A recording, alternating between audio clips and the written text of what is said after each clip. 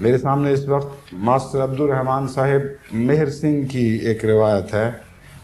Master Abdul Rahman صاحب سکھوں میں سے مسلمان ہوئے اور حضرت اقدس مسیح موعود علیہ السلام کی بیعت کے بعد ان کے اندر بہت تیزی کے ساتھ پاک تبدیلیاں پیدا ہوئیں اور وہ اس شجرہ طیبہ کی ایک زندہ مثال بن گئے جس پہ ہر حال میں ہر موسم میں خدا تعالیٰ کے فضل سے قبولیت کے پھل لگتے رہتے ہیں۔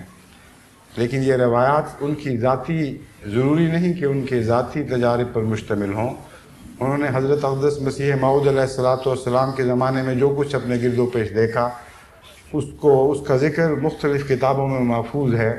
ان میں سے چند چیزیں نمونے کے طور پر چنی گئیں اور یہ انہی میں سے ایک ہے۔ آپ فرماتے ہیں طاعون کے ایام میں ہی ایک روز حکیم فضل الدین صاحب بھیروی کو بخار ہو گیا۔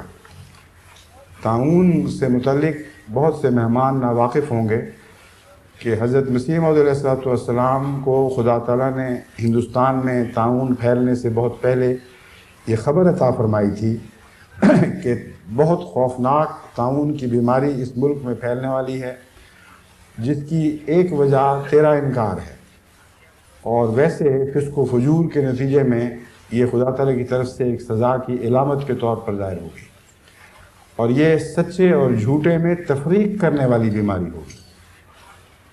یہ اندھی بیماری نہیں کہ نیک اور بد کو برابر پکڑے، بلکہ ایک ایسی بیماری ہے جو تفریق کرے گی۔ جو تیرے ساتھ ہوں گے، جو تیرے گھر میں داخل ہوں گے، ان کو خدا تعالیٰ اس بیماری سے نجات بخشے گا۔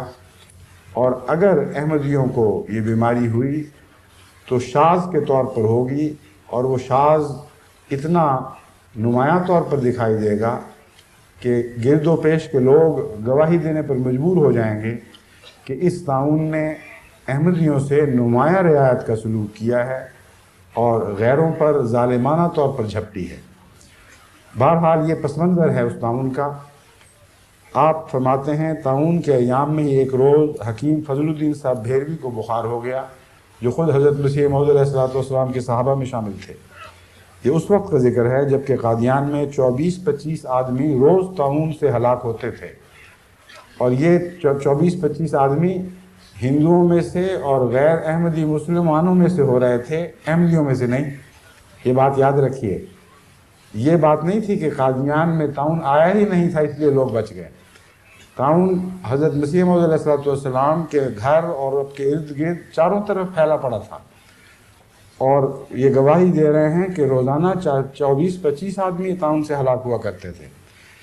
جہاں کسی کو بخار ہوا سب نے یہی سمجھا کہ طاعون ہو گئی۔ میں نے حضرت اقدس مسیح موعود علیہ السلام کو اطلاع دی کہ مولوی فضل الدین صاحب بہت گھبرا رہے ہیں اور کہتے ہیں کہ مجھے طاعون ہو گئی ہے۔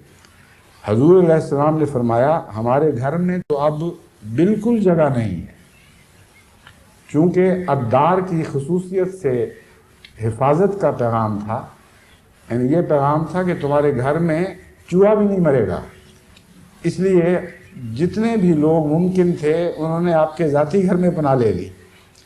چنانچہ آپ نے فرمایا کہ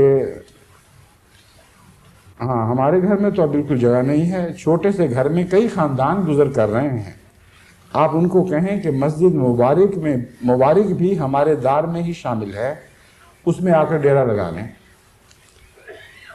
کہتے ہیں میں اسی وقت حکیم صاحب کے پاس گیا اور ان کا بستر وغیرہ خود اٹھا کر لے آیا۔ وہ مسجد میں آ کر لیٹ رہے، قریباً عشاء کے وقت ان کو نیند آ گئی اور وہ سو گئے۔